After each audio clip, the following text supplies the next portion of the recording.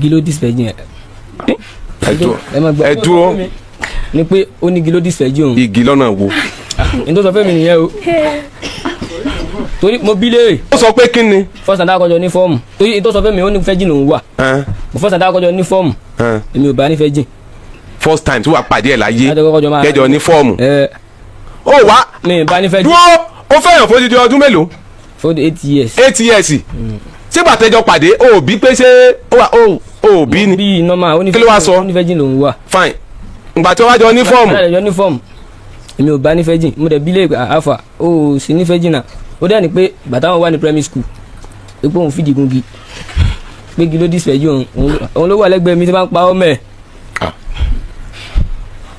n gbọ́ bá àkàṣe ń tọ́ sọ fún un. ọ̀rọ̀ tún di bó lọ ìyá mi o ẹ̀yin èèyàn ẹ wá wo Baraka òun nìkan ọkọ méjì lónìí o ó ti ń fẹ́ kan fódìdí ọdún 8 gbáko ìkejì ẹ̀wẹ̀ ńkọ́ ọdún 5 ni wọ́n fi fẹ́ra wọn ọ̀kan nú àwọn ọkùnrin yìí òun ló sọ wípé òun kọ́ lòun disvirgin ẹ̀ o pé giló tì bọ̀dí tó fi disvirgin ara ẹ̀ póun ò mọ̀ ń pa ẹ̀ o ọ̀rọ̀ burúkú tòun tẹ̀rín àní ẹ súnmọ́ bísẹ̀ kẹ́tún wá fetí gbéyàwó ọ̀rọ̀ alàgbà kan ọ̀kan nú àwọn ọkọ rẹ̀ ni wọ́n ń pè ní Wasiu èkejì ẹ̀wẹ̀ ńkọ́ Toheeb ni àwọn méjèèjì ni wọ́n ké gbàjarè wá sọ́dọ̀ Alhaji Dr. Oriyomi Hamzat wípé ta lẹni tó lọ mọ́ o. Toheeb sọ pé òun lòun ní Wasiu náà sọ pé tòun ní táwa ni Baraka wá lóyún fún báyìí nítorí Ọlọ́run ọ̀rọ̀ di hun o. ẹ wò ẹ rí nǹkan gbọ́ nínú fọ́nrán eléyìí tí mo mú wá fún yín lónìí ẹ dákun dábọ̀ ẹ súnmọ́ bí ẹ bá wọn àka fìdílé tàbí kẹ fìdílé nǹkan kẹ tún wá fetí gbéyàwó ọ̀rọ̀ tó dé pé kíni eléyìí tí mo mú wá fún yín lónìí ó gbẹnu tán ó lékenkà bẹ́ẹ̀ náà ló pakasọ láì dá yín lágara láì gbà yín lákòókò ara ẹ jẹ́ sáré yí kíní sókè kẹfà balẹ̀ wá gbọ́ kùnkùndùn ọ̀rọ̀ bó ti ṣe jẹ́ gan ní pàtó ẹ má yí kúrò ńbẹ̀ Àdàbà tẹlifíṣàn náà lẹ́wà mò ń bọ̀ ná. Wasiu ó ti wà nínú stúdíò ilẹ̀ ń wò yó ilẹ̀ tó ó ń fọwọ́ bẹnu ni Wasiu. Baraka iná ló jókòó ó jókòó ń kó ilé tó ń wò mí báwọn. Mr. Toheeb ẹ káalẹ́. ẹ sọ̀rọ̀ sókè ẹ sọ̀rọ̀ sí máìkì ni. ṣé bójú yín ṣe rí nàbí ojú yín kẹ̀lé lálẹ́ yìí. ó ṣe rí nìyẹn. Okay. ètò ní Kókórò Alátẹ tòun tàtẹ ní wákìmá ìyára wọn o Kókórò Alátẹ Kókórò Alátẹ tòun tàtẹ. àwọn backing ni okay. Agidigbo Kókórò Alátẹ ètò tó kọlé tòun tó ló ṣe. ní ìjẹta lórí ètò Kókórò Alátẹ fẹ́yìn tí ẹ bá pẹ́ kẹ́ tó wọlé tàbí ẹni tó yẹ pé ẹ bá wa ẹ tẹ̀lé wa níjẹta àwọn tẹ́ ń wò ní ẹjọ́ ẹ dákun ẹ máa ń gbọ́ mọ́ bọ́ta ẹ máa ń gbé bọ́ta àwọn tí ẹ ń wò lórí ìjókòó yìí àwọn mẹ́tẹ̀ẹ̀ta tẹ́ ń wò lórí ìjókòó yìí àwọn méjì náà ni wọ́n wá sórí ètò yìí níbi tí Mr. Wasiu tó fi ẹ̀sùn kan Baraka wípé àwọn jọ fẹ́ àwọn jọ ṣe kọ́tíìpù fún odidi ọdún 8 ìgbà tí ó yá àwọn bẹ̀rẹ̀ sí ní sọ pé ó yá kọ́tíìpù náà tó ẹjá jọ ṣe lọ́kọláya díẹ̀ àmọ́ nínú pé wọ́n fẹ́ ṣe lọ́kọláya ń kètí ìyọjú lé ṣùgbọ́n àwọn ẹbí wọ́n ti mọ àwọn méjèèjì wàhálà dé ìtàpó gan dé ọ̀fọ́ tàn gbẹ̀gìrì oníkálukú kọ́kọ́ ẹ̀ lọ láàrin Wasiu àti Baraka tí wọ́n bí Wasiu ṣe sọ ó ní kí Baraka ó tó lọ ó sọ fún un pé òun lóyún òun sì ní ọgbọ́n wo ni àwọn fẹ́ dá sí i oríṣiríṣi ọ̀rọ̀ òun ni wọ́n jọ sọ kó tó di pé wọ́n jọ kúrò nílé ìgbà tí ó yá Baraka ó padà lọ sílé ọkọ gangan yàtọ̀ sí ẹ̀mọ̀kẹ́ àfẹ́sọ́nà ọdún 8 ojú ọ̀nà ni Wasiu àti Baraka jọ wà fódìdí ọdún 8 lẹ́yìn ọdún 8 yẹn Baraka padà lọ rèé fẹ́ Toheeb tí wọ́n sì fẹ́ra wọn gẹ́gẹ́ bí lọ́kọláya. Lẹ́yìn yẹn ni Wasiu fóun bá kakuléètì ọmọ oyún tó wà nínú Baraka yìí ọmọ òun ló yẹ kó òun fún lóyún ọmọ òun ló yẹ kó jẹ́. Wọ́n bẹ̀rẹ̀ sí ní béèrè ọmọ tí Baraka bí ọmọ òun ni o. Baraka ní rárá kìí sọ ọmọ rẹ̀ ọmọ Toheeb ni. Wasiu tún sọ síwájú sí pé nígbà tí òun rí Toheeb táwọn jọ sọ̀rọ̀ Toheeb ní òun náà mọ òun kàn gbà tí òun táwọn jọ ṣeré lóhùn lóyún òun ò sì rẹ́nì kankan mọ́ lòun bá nídà ló bá ti lóyún gbà náà sá máa gbé e bọ̀ àmọ́ gbà tí wọ́n ti yọjú yìí ó yà òun náà lẹ́nu o. Ṣùgbọ́n Baraka ní kò sí ní tó jọ òun àti Wasiu àwọn ti fira àwọn lẹ̀ pátápátá kó tó di pé òun pàdé Toheeb. Àwa ní kí Toheeb náà wá o. Toheeb ti wà nínú stúdíò Baraka rèé lójú wájọ ṣe mẹ́rin rèé Wasiu náà rèé ta ló wá lọ́mọ ẹ káalẹ́ àǹtí Baraka. Ẹ káalẹ́ sà. Yes ma ẹ kú ọjọ́ mẹ́ta. Yes sir. Ẹ bá ń gbẹ́nu sí máìkì yẹn dáadáa kẹ́ ẹ sọ̀rọ̀ sókè. Yes ma ṣé bí mo ṣe sọ yẹn bẹ́ẹ̀ náà lórí abẹ́ ẹ̀gbọ́n tí mo sọ Mo gbọ́. kò rí bẹ́ẹ̀ ẹjọ́ tẹ ẹrù mo sọ yẹn mo ní débẹ̀ ṣe sọ nìyẹn. Bẹ́ẹ̀ni sà. Ta ló wá lọ́mọ náà àwọn méjèèjì. Toheeb ló lọ́mọ. Ta ni Toheeb náà àwọn méjèèjì. Toheeb ni. Toheeb rèé tó wọ sọ bíláàkì táyà tó jókòó lẹ́gbẹ̀ẹ́ yín rèé Wasiu bó Wasiu ṣe jẹ́ sí yín. X mi. Ẹ bá ń súnmọ́ máìkì àjọ alẹ́ yìí X mi ni sà. X ni Toheeb ńkọ́ Ọkọ mi ni. husband ex husband àbí ex boyfriend Ex-boyfriend ni. ẹ sọ̀rọ̀ sókè ní àǹtí Ex-boyfriend ni. ex boyfriend kò í ṣe husband Eh, Wasiu ex boyfriend àbí Bẹ́ẹ̀ni sà. Toheeb ńkọ́ Husband. husband ọ̀tán. Sọ gbọ́ Wasiu àbí kí ni wọ́. ex boyfriend náà ní tó bá ti pè náà ni. Ó ti ẹ̀ dábàá ọ̀ ní ex boyfriend. Toheeb kí ni wọ́. ọkọ Baraka lè mi jẹun. ọkọ Baraka Baraka. bẹ́ẹ̀ sà. Yes ta ló lọ́mọ ọwọ́ Baraka. èmi mo lọ́wọ́ mi. Ìwọ ló lọ́mọ. èmi mo ní. Wasiu ta ló lọ́mọ ọwọ́ Baraka. èmi mo ní ọmọ. Kókórò Alátẹ, òun tàtẹ́ ní wọn kì máa yí ara wọn. Ẹ̀yin ọmọ Nàìjíríà Alátẹ tòun tàtẹ́ náà yà ń gbé. ọ̀rọ̀ dójú ẹ̀ lálẹ́ òní. Wasiu ta ló lọ́mọ ọwọ́ Baraka. èmi mo ní ọmọ Baraka tó ti bá àgọ́ bá jẹ́wọ́ fún mi pé èmi mo lóyún ilé tírẹ́tì yẹn pé mi kó bá. ìwọ wo kò sẹ́ni. èmi Wasiu ni mo ní ọmọ Baraka.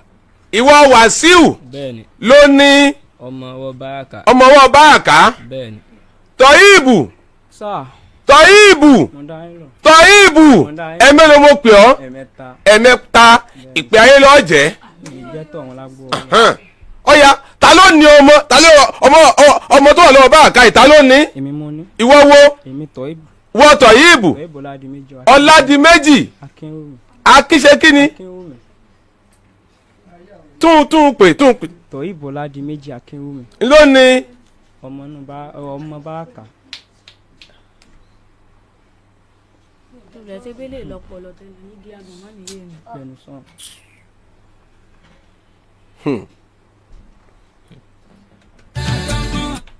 ọmọ pé ń jẹta ìyá kan wá sórí ètò yìí ẹni dà pé ìyá ọlọ́ràá náà ni tí wọ́n sọ pé sọ́ra rẹ o.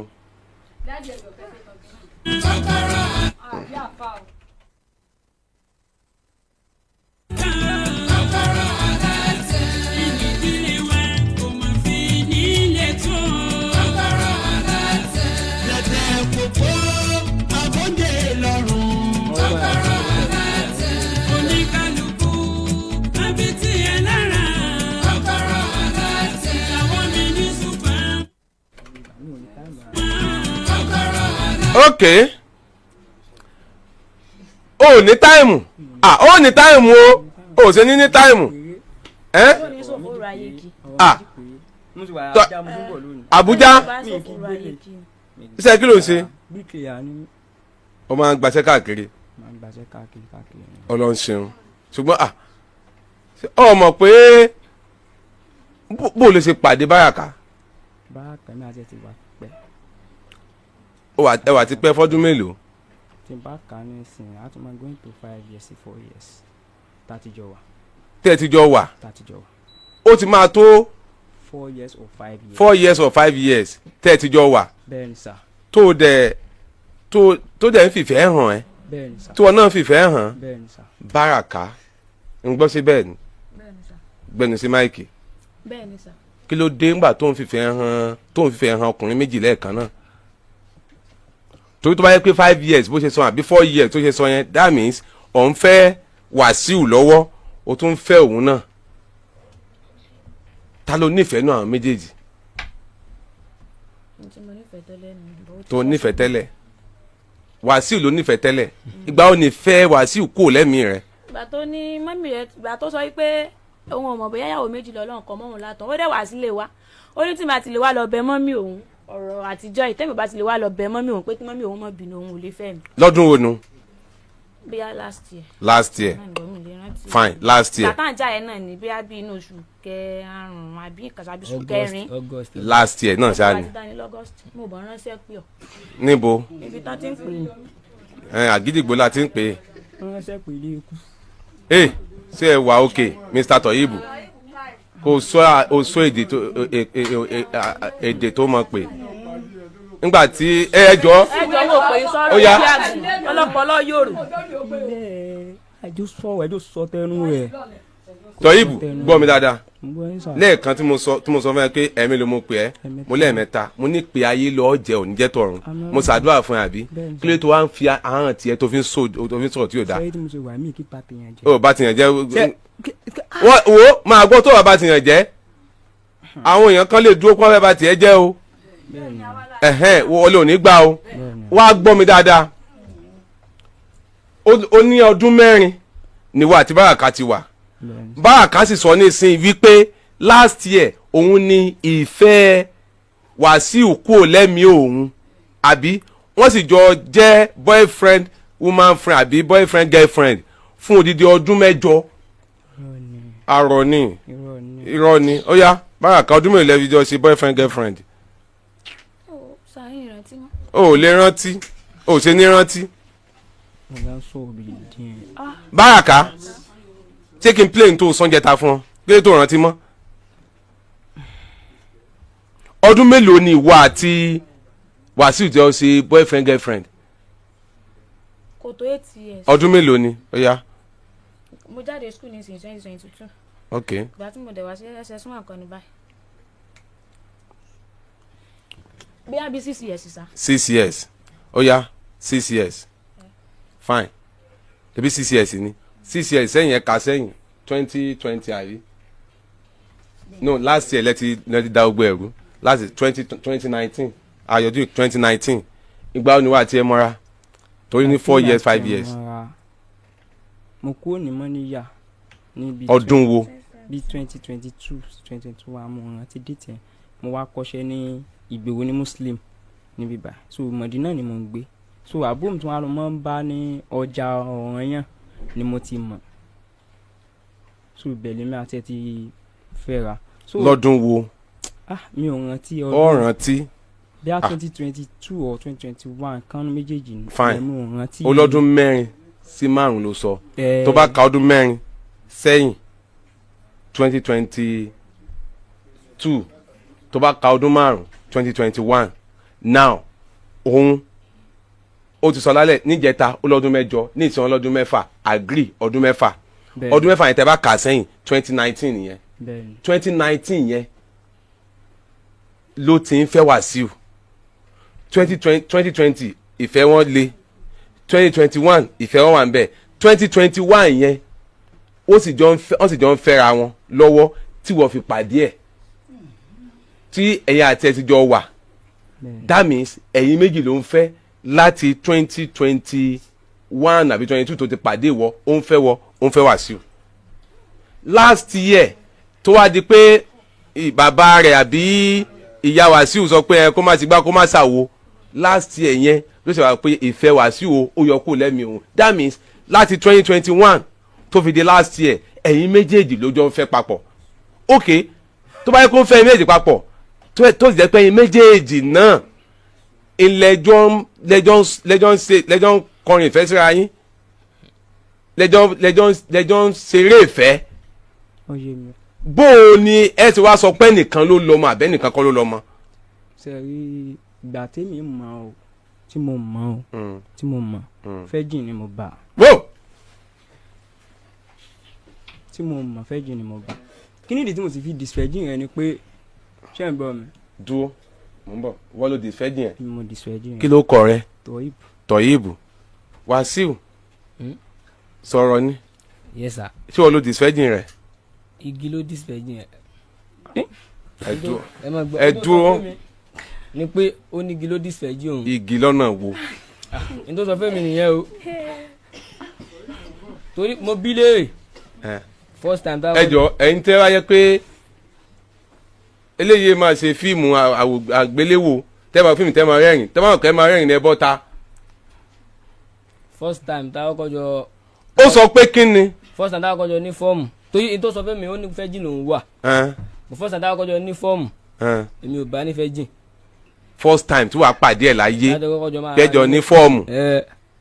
ó wá mi bá ní fẹ́ jìn. dúró ó fẹ́ràn fódìdí ọdún mélòó. for the 8 years. 8 years. sígbà tẹjọ pàdé ó bí pé ṣé ó wà ó bí ni. bí normal ó ní kí ló wá sọ. ó ní fẹ́ jìn lòún wà. fine ìgbà tó wá jọ ní fọ́ọ̀mù. ìgbà ní fọ́ọ̀mù èmi ò bá ní fẹ́ jìn mo dẹ̀ bí lè àfà ó sì ní fẹ́ jìn náà ó dẹ̀ ní pé ìgbà táwọn wà ní primary school pé òun fìdí gungi pé igi ló disfẹ́jú òun ló wà lẹ́gbẹ̀ẹ́ mi tí wọ́n pa ọ́ mẹ́ẹ̀. ń gbọ́ bá kàṣẹ́ ń tọ́ sọ fún un nu. ọ̀tán. wà láìtàláyìn tó sọ fún mi nù. wọ́n ti gbé ẹnu máa ó sọ bẹ́ẹ̀. lẹ́yìn ọ̀rọ̀ tó bá fẹ́ sọ bí yóò pè wà láìtàláyìn. pé kó máa pè é lọ àbí. bẹ́ẹ̀ni sá. wà láìtàláyìn òwúlẹ̀ ọ̀dọ̀dọ̀ lọ́nà tẹ́lẹ̀. ara ẹ̀yin tẹ́wọ̀ náà pọ̀ gbogbo wa náà láti ẹ̀wọ̀. ayọ̀ ẹ̀yin nìkan ni o ẹ̀yin nìkan ni o ẹ má sọ gbogbo wa bò. ẹ ti máa ọ̀nà ìyá tí ó jẹ pọ̀. ẹ ò ní sọ pé gbogbo wa ó ti wá kà wá náà mọ́ yín. aka lẹ́sẹ̀ gbogbo wa. gbogbo wa kọ́ ẹ̀yin ó ti wá kà mí mọ́ wọ́n. ẹlẹ́dàá kò lè sọ pé lẹ́sẹ̀ pọ̀ lọ. ó lè ké mi mọ́ yín. lẹ́sẹ̀ lẹ́yìn náà. wọ́n fi. ebi ètò sẹ́kítì ọlọ́run náà mo fi sọ lẹ́sẹ̀ gbogbo wa. ló ṣẹlẹ̀. kò sẹ́ni tó lóun ò dẹ́sẹ̀ rí. ó wàá ní sọ pé gbogbo wa lájọ ẹ̀yin mi ò lè wọ náà mi ò ní wọ náà tèmi ń ṣáà wọ náà. adu wàhálà tí mo ṣe kí ayé ní tí wàá lọ iná bo ẹ̀yin tẹ́ ẹjọ́ ń ṣiṣẹ́ iná bọ̀ iná ò dáa o. mi ò ṣiṣẹ́ iná tèmi. torí gbogbo kan tó sọ pé gbogbo yín lẹ́jọ́ wọ náà. sọ bẹ́ẹ̀ fún yín parọ́ mọ́ mi ni. kí ló wá sọ pé. so possible kí n sọ fún pé màá gbọ́mọ 41 days fún pé mò ń gbọ́mọ lọ́lé ọkọ kan wà padà wà gbé fún 41. ìyẹn kọ́ là ń sọ ọ̀rọ̀ pé igi ló disfẹ́ kí la máa ń sọ báyìí. èmi ò sọ bẹ́ẹ̀ fún ń ṣe sọ bẹ́ẹ̀ fún. sẹ́yìn náà gbọ́ rí. kò sí ní táwọn ò gbọ́ rí o kí là á gbọ́ kò sí ní táwọn gbọ́ rí o Wasiu Wasiu. mo ń dá yín lò. ọdún wo nu lọ sọ fún ẹ pé igi ló di ìfẹ́ jìn òun. ó ti pẹ́ o. ọdún wo ni ti pẹ́ bó.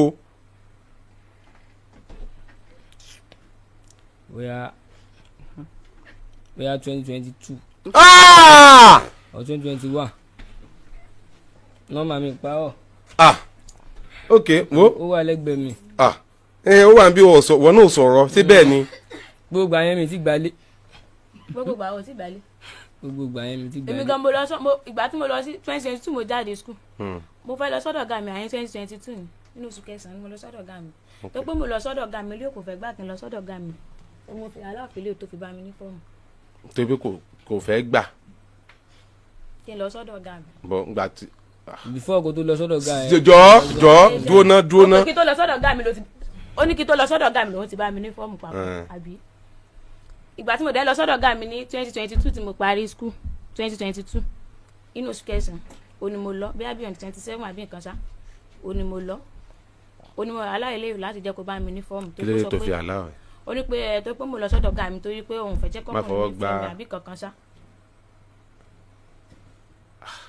torí bó ṣe ní kí tó lọ sọ́dọ̀ ọ̀gá mi àbí kí tó lọ school àbí kò yé mi o ó sì ní ṣúkẹ́ o. 2022 ló lọ́dọ̀ ọ̀gá rẹ̀ Bẹ́ẹ̀ ni sà. àbí 2022 ok ìgbà yẹn ló parí secondary school Bẹ́ẹ̀ ni sà. now ọmọ ọdún mélòó ni ẹ báyìí 22 years sà. 22 that means year yẹn ọdún mélòó ni ẹ ń gbà yẹn 2022 minus ayọ̀ 2026 láwa yìí. níbi 19. No, 19 kẹ. 17. Wasiu. mi ṣe Wasiu Ah. Toheeb ni o Ok, ṣe Wasiu. mi kì í ṣe Wasiu. Toheeb ni wọ́. bẹ́ẹ̀ ni sà. Bó o ló ṣe ìgbà wo ni wọ́ bá tó sọ pé wọ́n lo disfẹ́jì yẹn. bẹ́ẹ̀ ni náà rántí déètì mo rántí Yí ẹ̀ oṣù tó yẹn. sọ yẹn Oṣù wo ni? nínú oṣù kẹsàn-án yẹn náà tó ikú pẹ̀ sígbà náà ni ọ̀gá mi gbàṣẹ́ lẹ́kọ̀ọ́ ní bẹ́gà la lọ síbi bẹ̀ so nígbà tá a dé lèmi àtọ̀gá mi ọ̀rọ̀ kan ṣẹlẹ̀ láàrin àwa lèmi fi kúrò ní muslim mo fi lọ ń gbé lọ́dọ̀ àwọn dáàdì mi ní mọ́níyà so gbogbo tí mo filẹ̀ bẹ́ẹ̀ mo dẹ̀ mo àbádọ́ ẹ̀ fábò mi nígbà tí wọ́n tuntun náà ó fóbìnrin lóyún bí bẹ́ẹ̀ Sábúrò rẹ̀? láàbò mo filẹ̀ bẹ́ẹ̀ fún so èmi lọ sọ́dọ̀ àwọn dáàdì mi lọ́wọ́ ẹ̀sùn nígbà tó dọ́rọ̀ ẹ̀ ṣòwò mo gba lé mi tí ó ti ń bà mo gba lé mi kì í ṣe bí a pé bí a ojú ẹsẹ̀ tí mo débẹ̀ ni mo gba lé o so mo lọ túnṣe kọ́ lọ́dọ̀ ẹ̀rọ mi mo ṣe freedom mo wà ok so òun gan ló tún àbá mi pé ọdún ṣe ń wọ̀sùn lọ́dọ̀ pẹ́rẹ́ǹtì mi kò dáa mo dẹ̀ gba lé mo dẹ̀ live life mi tọ́tọ́ wọn jọ wọn Ọ sì sọ̀rọ̀ ìgbà kí ló wá sọ fún. ṣe rí kókó ọ̀rọ̀ tí mi fẹ́ sọ ni pé ṣe rí nígbà tí ilé yìí wá sọ́dọ̀ mi òun àdáde ẹ̀ ní. Ọgbọ́n kí ló sọ fún tó fi gbà kó disfẹ́jì òun. ìjọ yẹn mo fẹ́ bá a ní fọ́ọ̀mù ẹlẹ́ẹ̀kejì ìjọ yẹn pé bí ọ̀ká tó ní fọ́ọ̀mù ẹlẹ́ẹ̀kejì yẹn nítorí tó ọdún kan sígbà yẹn. Rárá o máa gbọ́ 2022 oṣù kẹsàn-án ló lọ sọ́dọ̀ ọ̀gá rẹ̀ ló sọ pé òun gbà fún ẹ. àti sọdún yẹn kọjá. Dami 2021 nìyẹn. àti sọdún yẹn kọjá. 2021 ló disfẹ́jì yẹn ni. 2022 yẹn náà ni àti sọdún yẹn kọjá lọ. Kó tó lọ ọ̀dọ̀ ọ̀gá rẹ̀ yẹn ló ti kọ́kọ́ disfẹ́jì nẹ̀. bẹ́ẹ̀ni so gbogbo inú bíi January náà mo padà sọ́dọ̀ àwọn dáàdì mi ó wá bá mi ní iléyá kan so ti yín báyẹn mo wá ní pé ó ya nínú rúùmù tán fún mi bẹ́ẹ̀ wá ní ara pé kí n lọ gbálé ni ọ̀n títí má tó gbálé so ó ṣàyà ó àgírí ìlàrẹ̀ ẹjọ́ yẹn ó padà gbà ọ̀dọ̀ ẹ ló sùn ni kò gbà ló fi ní pé kí n lọ gbálé. ọ̀dọ̀ ẹ ló sùn. ọ̀dọ̀ mi ló sùn wọ́n mọ̀ ń wádùn wa dáadáa wọ́n mọ̀ ń sùn wọ́n mọ̀ ń wádùn wa dáadáa. Ìyá Baraka ṣe mo ń bẹ ní ìsà ẹjọ́ ń gbé kọ́ ni. àjọ ń gbé ni Ẹ wàá mọ̀ kọ́ ọmọ yín lọ sùn ta. kọ́sítọ́mà rẹ̀ ń bẹ́ẹ̀ bẹ́ẹ̀ dáadáa tó ń bá wọn ṣe wọn. tó máa lọ gbé bẹ̀ tó máa ń lọ tí ó sùn bẹ̀. tí ó sùn bẹ̀ tí ó bá wọn ṣe wọn máa ń pè gbogbo sàlẹ́ǹgì yẹn máa pè. Ok ilé dáàdì ẹ ló ti disfẹ́jì nẹ̀. bẹ́ẹ̀ rárá muslim bíbà ló ti disfẹ́jì ẹ̀.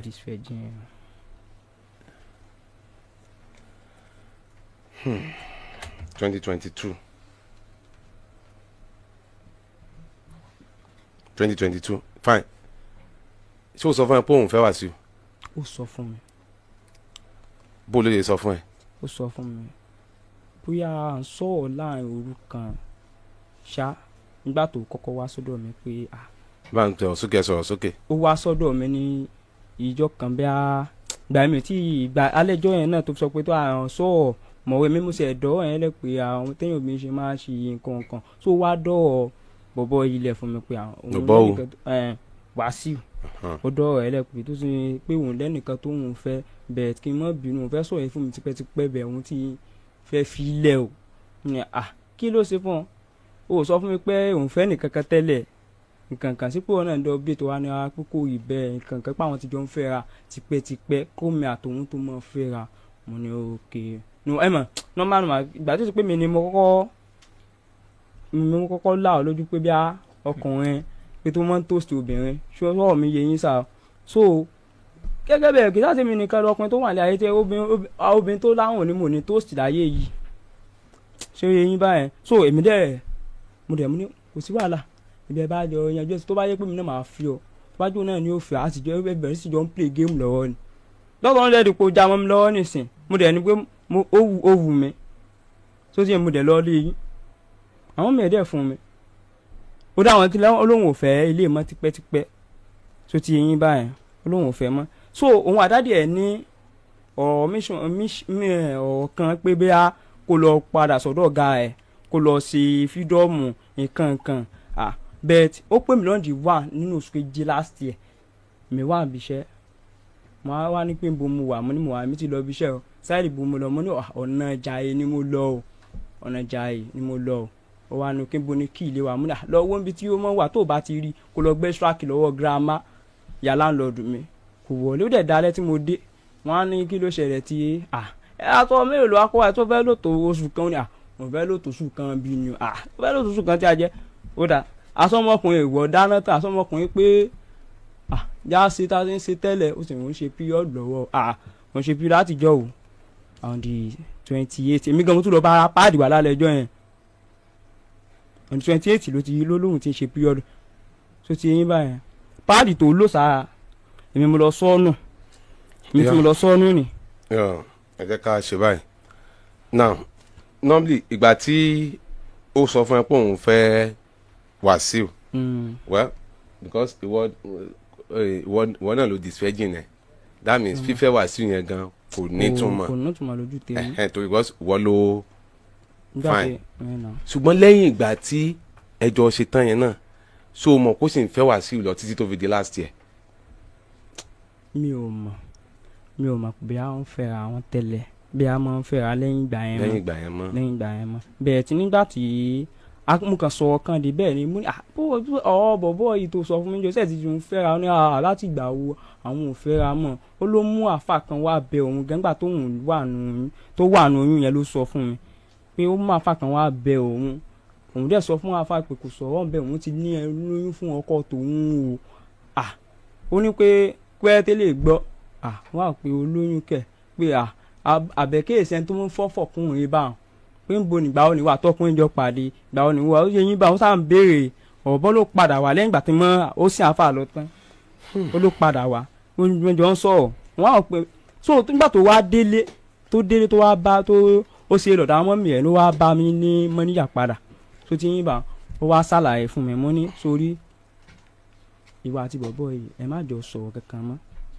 ó ní tó ń wá lọ́dọ̀ ẹ̀ tí ó bá sí nǹkan kan tí ó bá sí ó ní ọ̀rẹ́ lásán ló ti bẹ̀ pé kẹjọ mọ́ sọ padà òun bọ̀bọ̀ yẹn ló Wasiu ló jókòó yìí. ok má jẹ́ ká pẹ́ lórí ọ̀rọ̀ yìí má jẹ́ ká pẹ́ Baraka ọmọ ìwọ ò ṣe dáadáa o ṣé o mọ̀ bẹ́ẹ̀.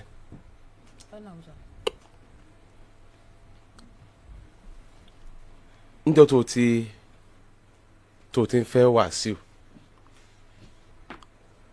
láti 2019 tó o dẹ̀ gbà fún kó disvirgin rẹ títí tó fi di 2022 tó gba ìfún eléyìí nígbà tó o ti gbà fún eléyìí kó disvirgin yẹn ó yẹ kó ti yọ̀ǹda ẹ̀ kó ti kó ònú ayé ẹ̀ pátápátá ó yẹ kó ti yọ̀ǹda ẹ̀ kó ti kó ònú ayé rẹ̀ lẹ́yìn ìgbà tí eléyìí ìyẹn Toheeb disvirgin rẹ ní 2022 yẹn still o sì tún continue ìfẹ́ tí ò dénú mọ́ pẹ̀lú ọkùnrin ọ̀ kó jẹ́ pé bóyá òun rí òun ò kan méjì náà fẹ́ máa fi wọ́n káàṣì cruise lọ. ó wá ń bẹ́lẹ̀ náà ẹjọ́ ń ṣe fẹ́ títí tó fi di last year 2025 tó fi di 2025 that means àwọn méjèèjì ni wọ́n bẹ́ẹ̀ ń ṣe ni wọ́n bẹ́ẹ̀ ń hùwà kò tọ́ àwọn méjì lẹ́jọ́ ń súnmọ́ra yín láti 2022 wá tó fi 2025 èyí tó bá ní fẹ́ nu wọn yọ̀ǹda ẹ̀ kókó ń bẹ̀ kó mọ̀ pé eléyìí nìkan ló fẹ́ fẹ́ o èyí tó sì jẹ́ pé òun ló ti fẹ́ jiyàn tó yẹ pé òun nífẹ̀ẹ́ rẹ mú wàá dẹ̀ máa bá a lọ kálí o ti yọ̀ǹda Wasiu ni Wasiu ò lè padà wá mọ́ kò lè sọ pé bóyá àbí ó jọ bẹ́ẹ̀ àbí kò jọ bẹ́ẹ̀ bó láṣẹ wá gbà wípé n tó ọ̀gá wa sọ nísìnyí pé Wasiu kò lọ́mọ òdodo ni níwọ̀n gbà tó jẹ́ pé láti 2022 yẹn náà ó sì hold Wasiu sọ́wọ́ ẹ ti jọ ń ṣeré ìfẹ́ títí tó fi di last year òun dẹ̀ lọ kó wọn mọ̀ níbo láti wá rò táwa sọ pé lóòótọ́ o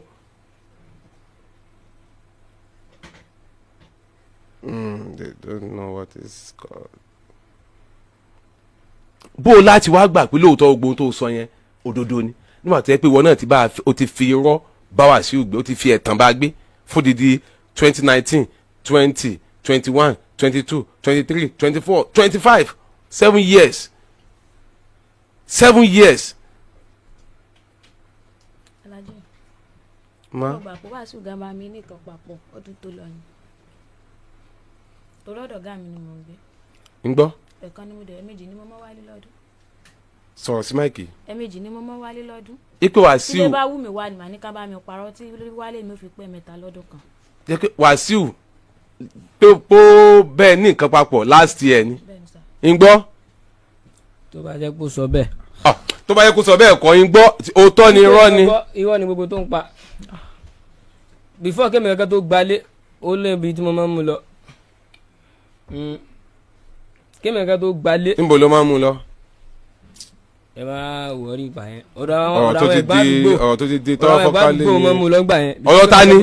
nígbà tó mọ́ tá mọ́ lọ bẹ̀ kí ni mo máa nígbà tó bá sọ fún mi pé ó yá kí ni mo máa sọ fún ẹ. ok o mọ bẹ́ẹ̀. kí ni mo máa sọ fún ọ ó lè sọ̀rọ̀ Alhaji mi ìparọ́ níbí ìbáyé ó ní kẹ́ bá mi bi nǹkan tó ń fẹ́ àti nǹkan tó ń wá àti nǹkan tó fi fàyè ní mi lára. ẹ máa gbọ́ ẹ mọ̀ pé bọ̀bọ́ yìí ni pé inú July ló pe òun pé bo ni kí wà pé kó wàá balẹ̀ first note kan bẹ́ẹ̀ ń bì báyìí. kí ni first note yẹn sọ. kí ló sọ. fi mi sílẹ̀. hello sir. hello ẹ kálẹ́ sir. ẹ kálẹ́ o. yes sir. yes sir. orúkọ yín sir. orúkọ mi ni Comrade Musa láti Fori. ok ẹ pè ẹlẹ́fẹ́ dá sí ọ̀rọ̀ tó ń lọ lórí afẹ́fẹ́ lọ́wọ́lọ́wọ́ báyìí. bẹ́ẹ̀ ni. ọ̀ya gbogbo ọmọ Nàìjíríà ń gbọ́ yín.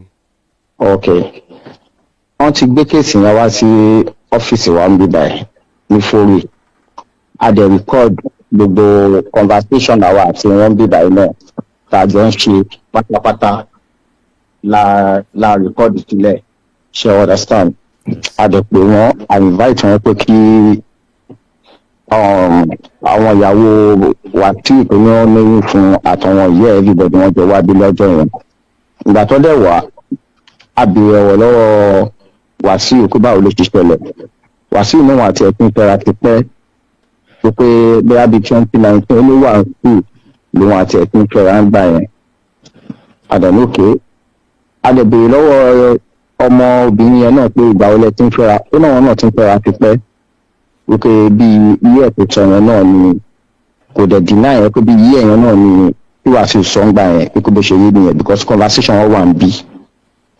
àwa ní òkè pé no problem kí ló fàjà láàrin wa àti Wasiu ṣé ò nífẹ̀ẹ́ ni àbí kí ló ṣẹlẹ̀ tó fi dé pẹ̀njà ó ní kò ṣe pé òun ò nífẹ̀ẹ́ Wasiu ó ní òun ò nífẹ̀ẹ́ gan ní gbogbo táìmù yẹn ó ní báwọn nǹkan tí Wasiu ṣe fóun tó bí òun nú ní táìmù kan ní wípé Wasiu yan àlè ó ní gẹ́ ẹ̀kan gbà yẹn ọ̀rẹ́ Wasiu kan bóyá possible kóun náà wà ń bẹ̀ yẹn ó ń pè ní ọ̀pá wà ń bí.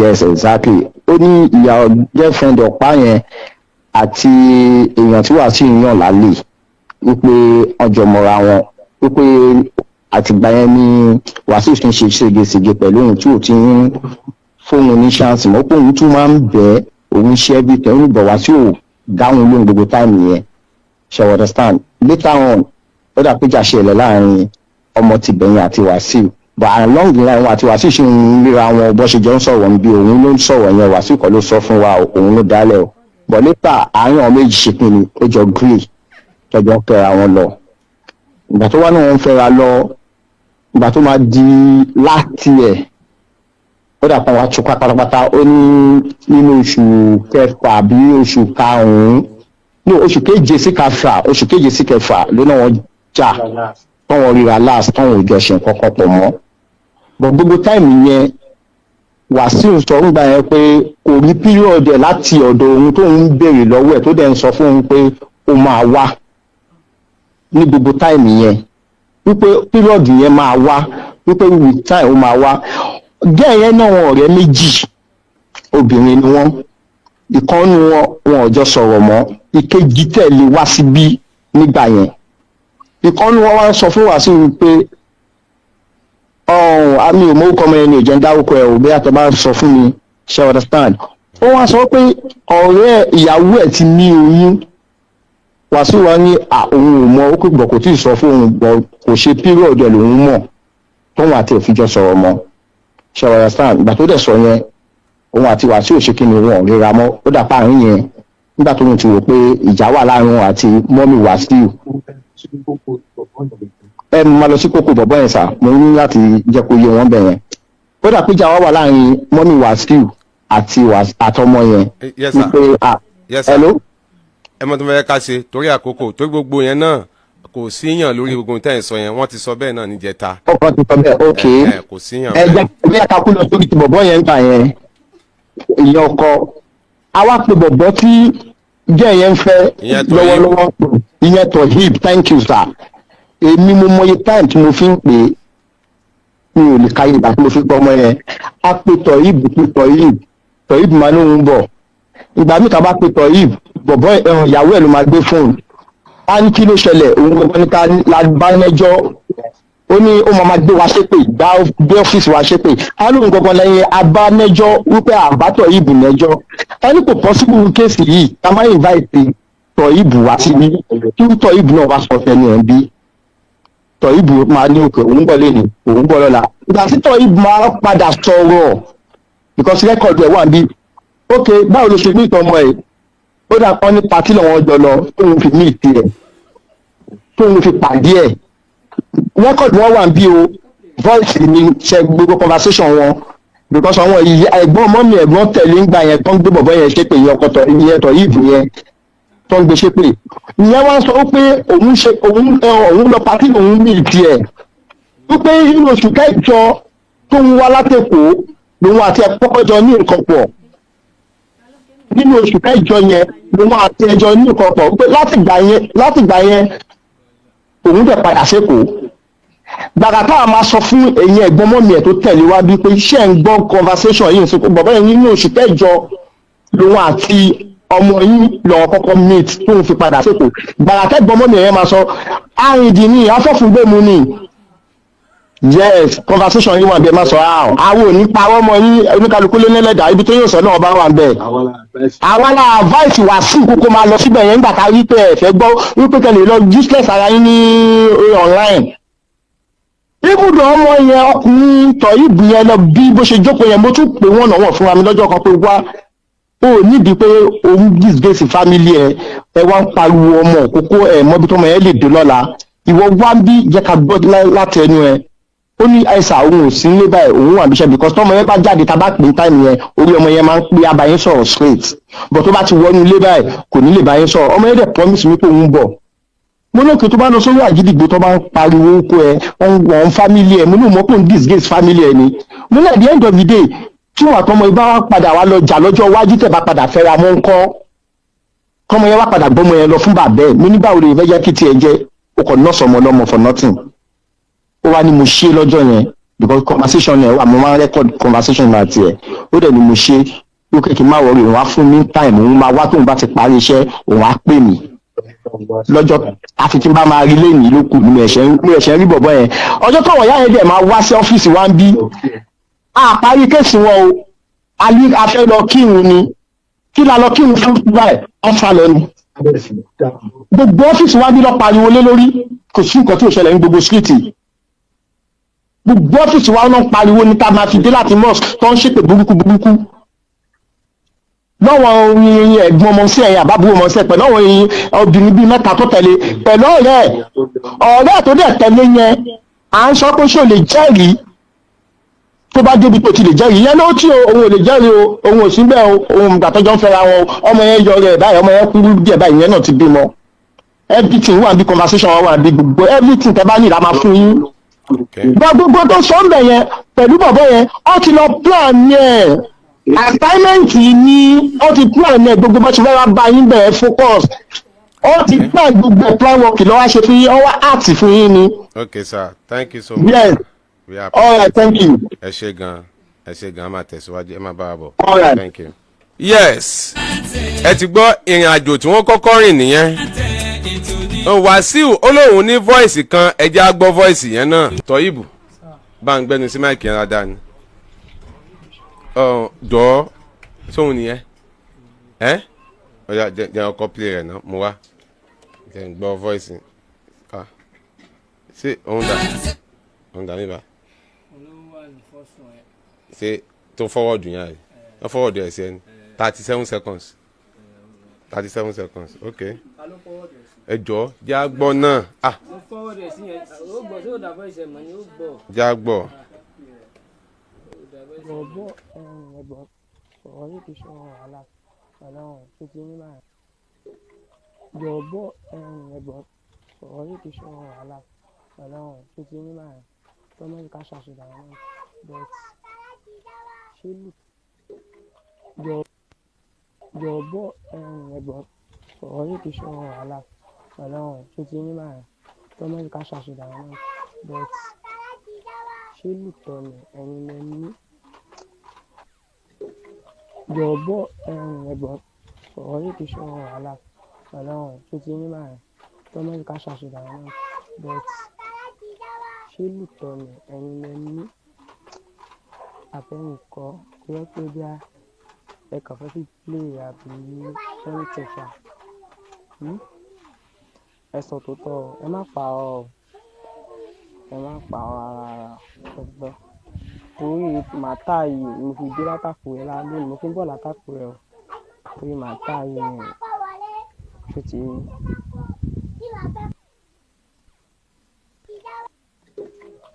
Ọ̀bọ̀ ẹ̀gbọ́n ọ̀rọ̀ yìí kì í ṣe wàhálà ọlọ́run tó ti ní báyìí.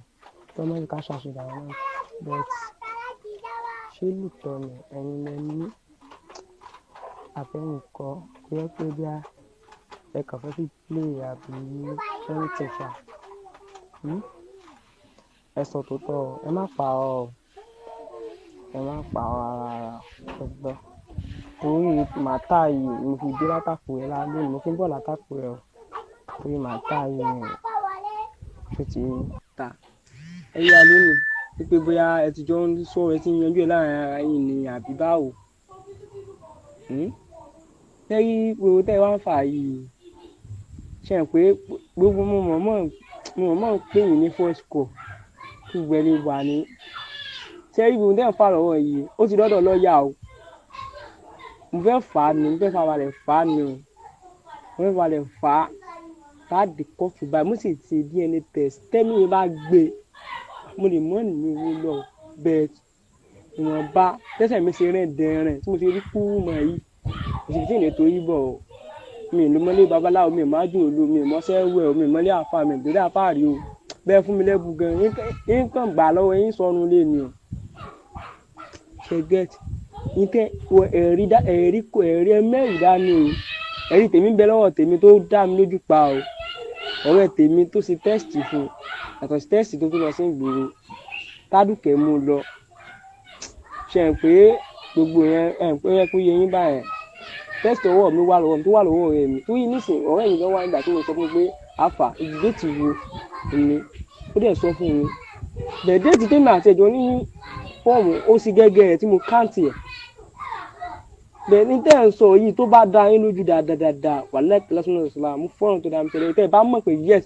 tó tọ́ ni màá fúnlẹ̀ fún gbogbo àkóso ọ̀tẹ̀ kò sígbà tó bá wá bẹ̀ yẹn lágbà tí mo ti dé látẹ̀kọ̀ tó yẹ pé ìgbà tí rẹ̀ lóyún ni mo wà lẹ́kọ̀ọ́ ni mo ń ṣẹ́ bẹ́ẹ̀ nígbà tí mo ti dé ìgbà tí àwọn ìjọ ń wà lájọ́ ń wà 24/7 ni tó bá wá bẹ́ẹ̀ ó kàn wá ṣeré ń bẹ̀ ó kàn wọ́n kò lè lójú kọ́sẹ́ kan tó fi máa fi kùn bẹ́ẹ̀ tó wà yìí lásán gan pé ó kàn wù mí pé kí n kàn fílẹ̀ lẹ̀ ẹbí tó wà o ṣé ti ní gbogbo ọ̀rọ̀ èdè ń ta sí mi létí o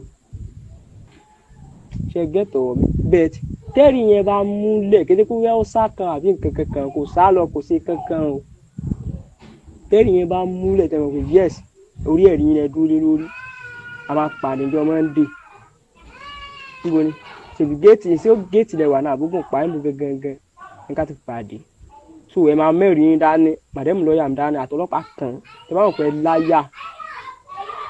láyà ẹ lè fa kéèsì tó ti yẹn báyẹn mi ò lò lọ mi ò ralẹ̀ yìí mi mẹ́tẹ́ ralẹ̀ mi mẹ́tẹ́ sẹ́nìtì bẹ́ẹ̀ tí wọ́n bá agbá tọ́lọ̀ fún mi mo ní mọ́ ní bí a bí 100,000 lákàntì mo ní mọ́ ní bí a bí 200,000 lákàntì. Baraka olóhùn náà ní voice kan tó ń fẹ́ play àbí. ẹ ṣàgbọ́n kan tí ló máa ra ẹ̀ ti sọ pé Àkànjí gangan fẹ́ náà ẹ̀ sọ pé ní oṣù keje lèmi àtòmú jọ jà sá. voice ṣe bẹ́ẹ̀ gbọ́. tí ò dùn wá ibi wọn náà lọ gbọ́. torí ó sọ pé ní oṣù kẹjọ àti ní oṣù kẹsàn kan náà sọ pé ní oṣù kẹwàá. èmi àti ìṣẹ́ ní oṣù keje. ok. ó yá play ní tí òun náà fẹ́ èwo ni tí nǹkan kan náà kọ́ ni àbọ̀tọ̀tọ̀ ni èwo ni o fẹ́ play nbẹ èwo ni nbẹ tòkè yẹn àbí tòkè yẹn tó dá dúró yẹn ok jẹ́ ká náà gbọ́ ó má dàbí ẹni pé a ti. wọ́n ní fàálà wọ́n ní pé èmi mo ní oyún tó ń bọ̀ èmi rẹ̀ dáhùn lóhùn pé èmi ò tiẹ̀ rí o pé wọ́n sọ pé torí pé tí mo ṣe ń ṣe ṣé ọdún mo ti máa ń ṣe kíní kankan kan ẹ pé o ní wàhálà kíní fi ṣẹlẹ̀ even ẹni àkọ́sọ ẹni kejì sọ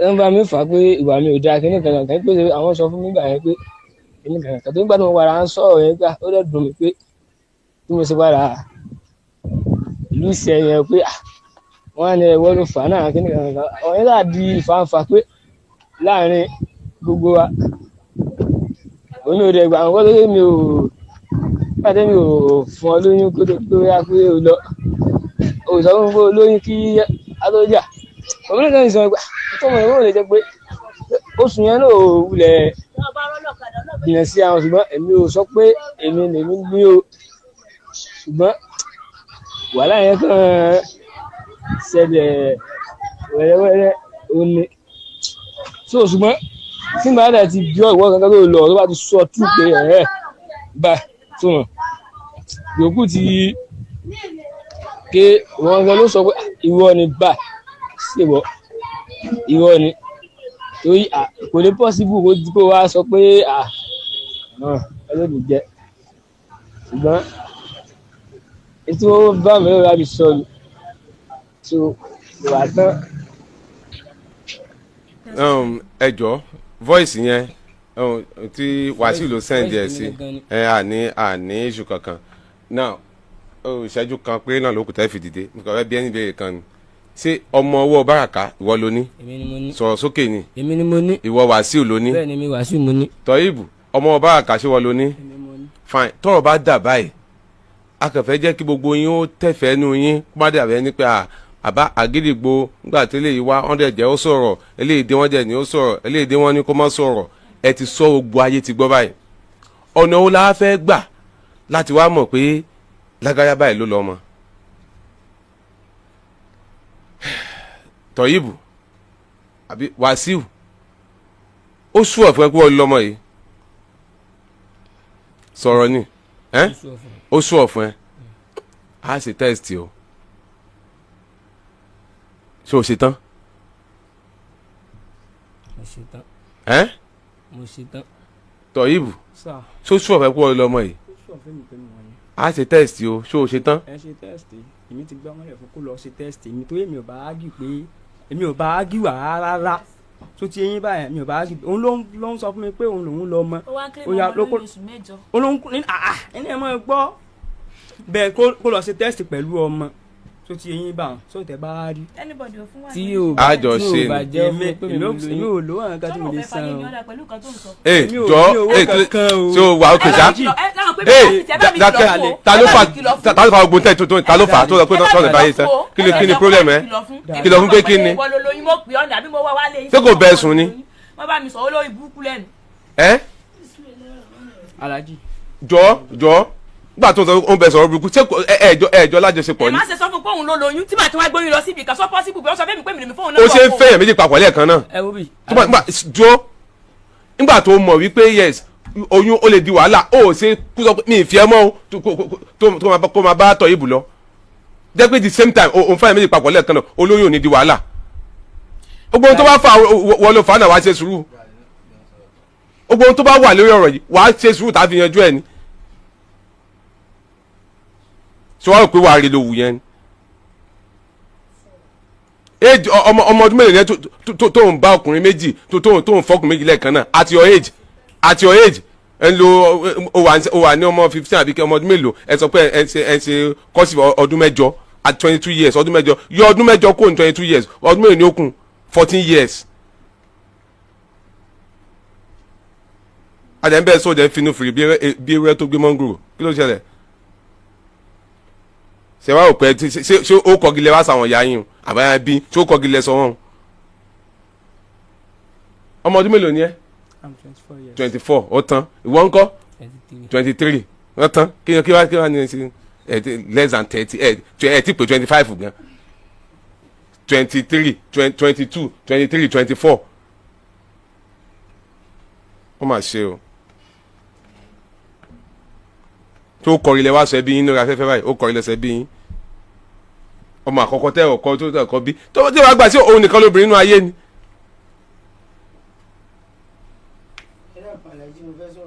ẹ wò kò sáyọ̀ ọ̀rọ̀ kankan mọ́ ẹ ti waste kò sáyọ̀ ọ̀rọ̀ kankan mọ́ fẹ́ni ẹ̀kan alẹ́ yìí sáyọ̀ kankan mọ́ kò sáyọ̀ ọ̀rọ̀ kankan mọ́ ẹ má waste àgọ́ ọmọ tó wà mẹ́ẹ̀ wọ́n ló lọ́mọ àbí ó gbà pé ó lọ́mọ ẹ lọ Wasiu tó bá gbà pé wọ́n ló lọ́mọ then prepare for test DNA test tó bá wọ̀ pé ó ló lọ́mọ kí la assurance pé yes ìwọ ló lọ́mọ gan ẹ ń sọ pé gbọ́n sit down ojú ẹ dúdú wọ́n ló lọ́mọ wò ló ń ti pariwo yìí.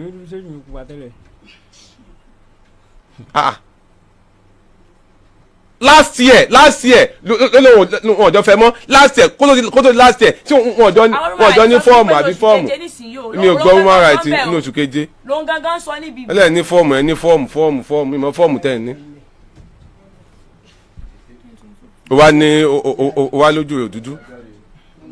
DNA test ẹ lọ múra DNA test tó àwọn tó máa wọ̀ kó fẹ́ claim ọmọ tó bá dọ̀ sí ó bẹ́tà Toheeb tó bá fẹ́ ó fẹ́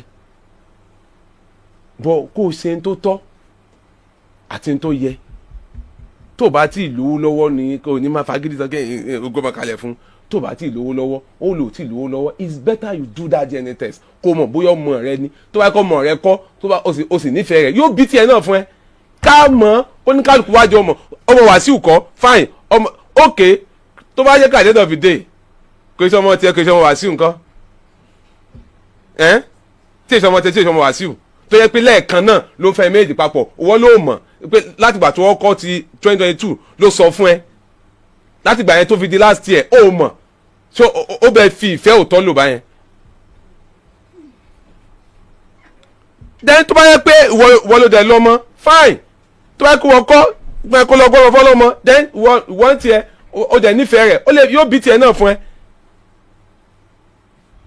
tó wáyé kó yẹ pé at the age of 24 years kó máa fa wàhálà pé kẹ̀kẹ́ máa wà lórí pé ọmọ first ọmọ tó wà tẹ́ sọ pé ẹ̀bìlà yé yín ọmọ àkọ́bí tẹ́ ẹ̀bìlà yín ó wá ní kọ́nù kọ́ ọ wá fẹ́ yanjú ẹ̀ ó dùgbà bá tó dàgbà bí.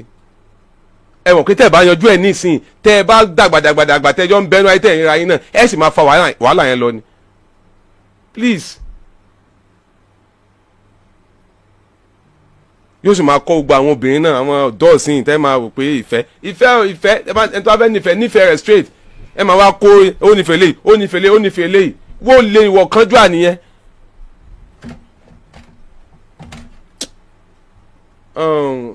ti waste ẹtì rọ́nà jẹ́ waste àkókò wa fine ọ̀làdà.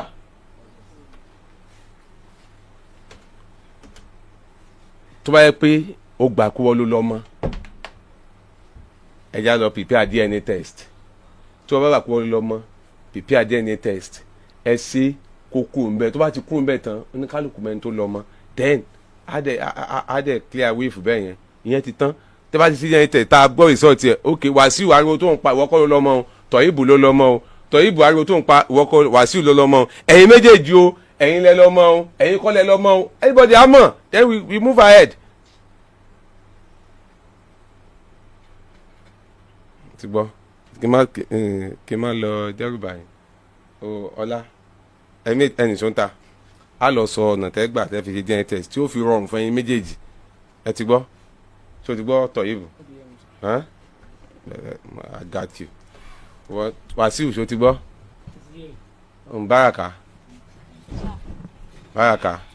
Baraka wọ́n ló fà á o wọ́n lọ tún tò ó ti gbọ́ tó bá wọn pẹ́ ní tó bá fẹ́ mójútó dìde.